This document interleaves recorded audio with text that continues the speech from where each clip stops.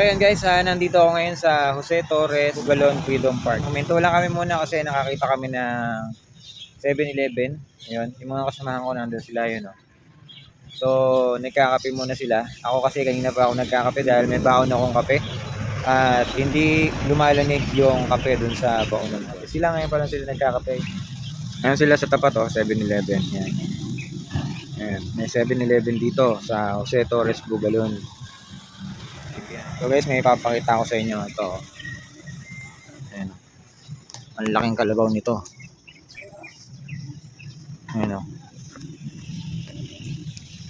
Ito ang pinakamalaking kalabaw na nakita ko. Ha? Sila nyo guys. Laki ng kalabaw. At may kasama pa siyang amo. Ayan. Siguro yan si Jose Torres. Kasi yung pangalan ng park Jose Torres. Ayan. So pumunta ako dito. Habang tinatanong ko sila. Okay na.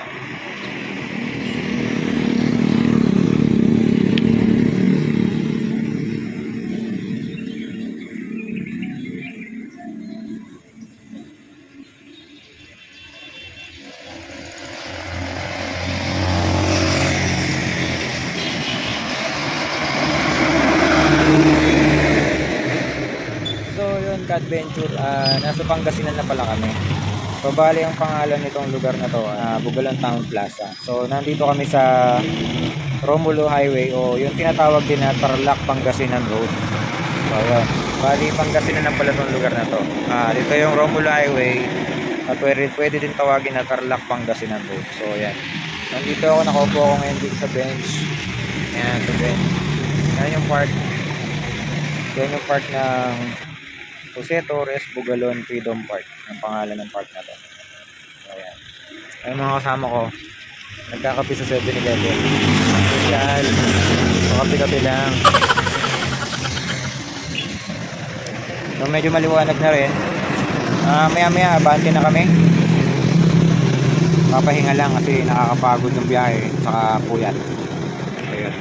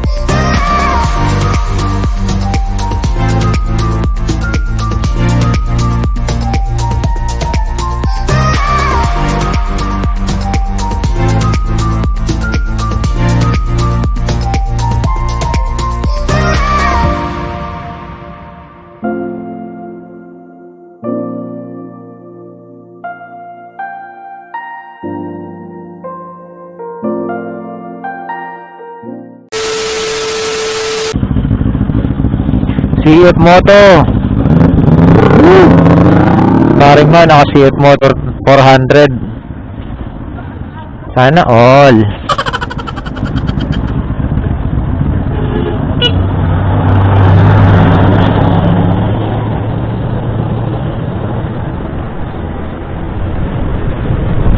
So yun guys, inabot na tayo ng sikat ng araw. Nandito na tayo sa Pangasinan. Malapit na tayo. Mga sabi sa Google Map ay 2 oras na lang. Ayan 1 hour 50 minutes.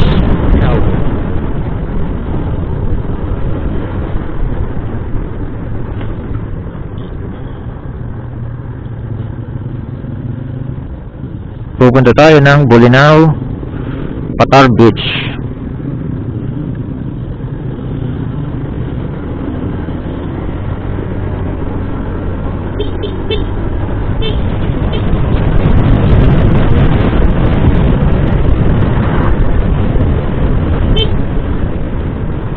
Gusto talaga dito yung tricycle na may dalang papak. Uy, sorry. Natusog ako sa hangin.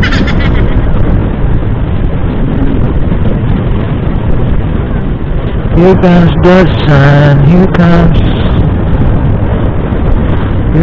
the sun.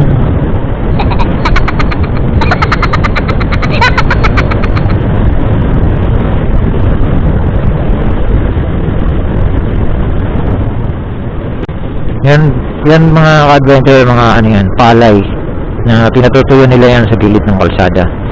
So pagkat natuyo na yan, pwede na nilang ipagiling. So uso dito yan sa Pangasinan kasi ito probinsya pa at marami pa dito nagtatanim ng palay. Ang ganda ng bundok ko. Kaya lang parang kulang na siya sa mga puno kasi may parating kulay brown na. Makalitaw na yung lupa. Siguro dahil yan sa pagpuputol ng puno. Pero maganda pa rin naman yung bundok. Lalo pag bagong sikat yung araw. Ayan masarap lang sa pinanghangin, ka-adventure. Napakasariwa. Paminsan-minsan takasan natin ang ingay ng lungsod, ang mga usok, ang mga sasakyang bumubusina at humaharurot. Layuan natin yan. Paminsan-minsan hanapin natin ang ating mga sarili sa ganitong lugar. Probinsya, magandang tanawin, sariwang hangin. Masarap mamasyal. Ganda ng kalsada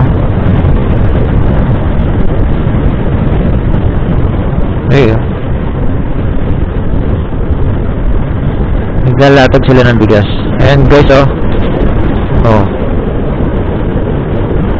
diba? Buhid. Ayan mga nagbo-bike. Sarap mamasyal dito.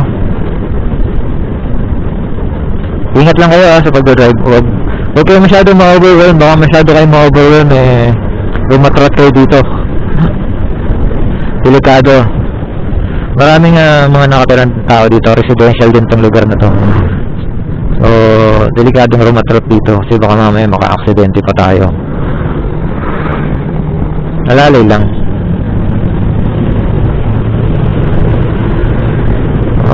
Balik na agad. Pagka naka-overtake na, balik na agad tayo.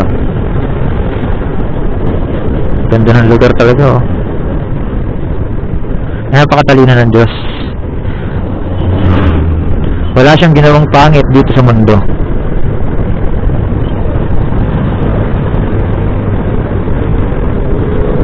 Lahat ng nasa mundo ay magagandang gawa ng Diyos.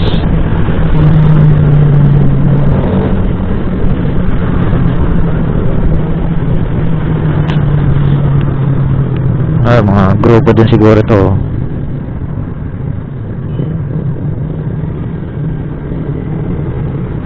Medyo traffic na dito guys.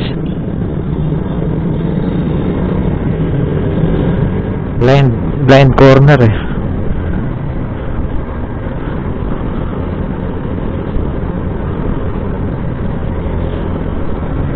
So hindi straight yung daan kaya iwasan muna natin maglulusot-lusot. Napakadelikado. Yun ang purpose ng nakita nyo, yung mahabang kulay orange na double line na kulay orange. Ibig sabihin bawal kang mag counterflow. So tiis-tiis ka lang muna kung nasan ka. At pag dumiretso yung kalsada, saka tayo mag-overtake kung kinakailangan. So buntot lang muna tayo. Meron kasi tayong daladalang mga pa-adventure natin sa likod. So tayo ang kanilang inaasahan na mga muna. Tayo yung spearhead. So kailangan maging responsable tayo. Kasi kung saan ako dadaan, doon din sila dadaan Pag lumusot ako, lulusot din sila Kaya magiging delikado yan para sa kanila. Yan. Yung mga ganyan yan, mga sila-sila lang yan. Walang kasamang grupo. diskarte nila yan. Pero delikado kasi guys. Ayan o. Solid line na kulay puti at solid line na kulay orange. So bawal. No overtaking sa kaliwa. Okay, isutan na natin to. Kita na.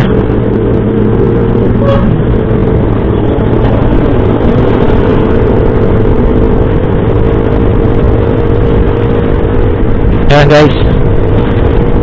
So kahit na solid line yan, lumusot ako. Sorry pasensya na kayo. Yan na lang yung nakita ko pagkakataon para lusutan yung truck na yun.